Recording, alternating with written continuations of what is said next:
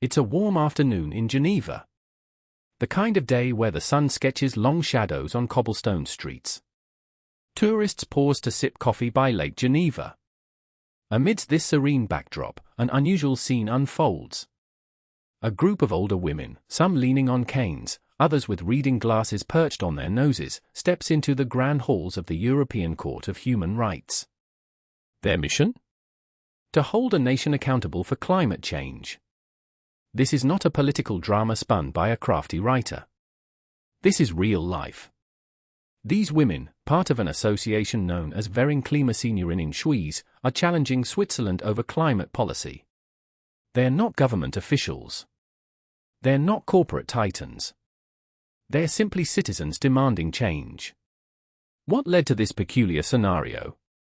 Why did the climate grievance find itself in a court usually reserved for grave human rights violations? This is where the absurdity begins. Human rights courts are typically arenas for cases of great moral weight. Think unlawful detentions, torture, freedom of speech. Yet here we are, discussing climate policy. It seems perplexing. How did we get here? The case, Vereniging Klimasenioren in Schweiz and others v. Switzerland, is emblematic of a shifting tide in legal thought. In April 2024, the European Court of Human Rights delivered its judgment. The case wasn't about melting ice caps or disappearing rainforests. It was about the right to life, health, and family life. Let's see the numbers. Climate change is linked to more than 150,000 deaths annually, according to World Health Organization estimates. Heat waves are particularly deadly for older adults. It's not just statistics, it's a human crisis. For the Klimasenioren, this isn't just an environmental issue. It's about their survival and dignity. The historical context is essential. Cases like this one have roots in the landmark Urgenda case in the Netherlands. There, a court ruled the state must cut greenhouse emissions. It's setting a precedent for legal climate action worldwide. Yet, why Switzerland? It's known for glacier, skiing, and chocolate, not environmental neglect. Well, that's the point. Even countries with green reputations can fall short. The court considered if Swiss policy was adequate to prevent foreseeable climate harm. It found gaps. These aren't small oversights, they have real consequences. Climate policy is being scrutinized as a human rights issue. That's a new frontier, and it doesn't make immediate sense. But it's happening. The deeper we dive, the stranger the waters become. Why use human rights law to tackle climate change? It's about leverage. Political systems can be sluggish. Courts offer direct intervention. For grassroots organizations, courts can be a more accessible and less politicized avenue. It's not just about winning cases, it's about setting precedents. Who benefits from this peculiar legal strategy? In a way, everyone does. Successful cases can compel governments to act. They can lead to stricter regulations, emission cuts, and cleaner air. But let's talk about the naysayers.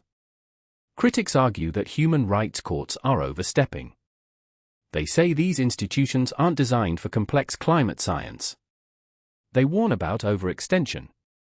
Judges aren't climate scientists, after all. However, the cases reveal a loophole in global governance. When politicians fail to act, citizens are left vulnerable.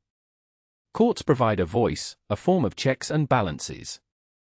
It's a strange but necessary development. The real story lies in societal failure. Governments failing to protect their citizens from climate risks. Corporate interests often overshadow public welfare. Interestingly, the Swiss government attempted to defend its policies. It highlighted ongoing efforts toward renewable energy.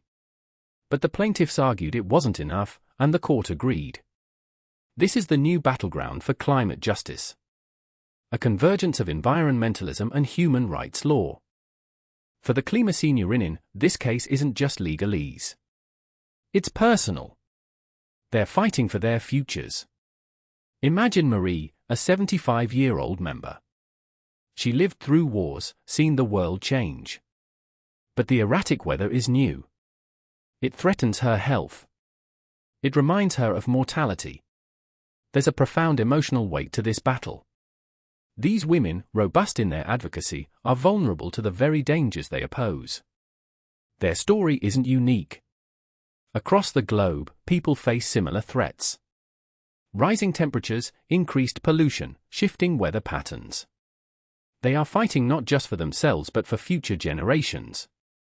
Their courage is a clarion call. It's a reminder that climate change isn't an abstract threat. It's real and imminent. The court case is a vessel for their voices.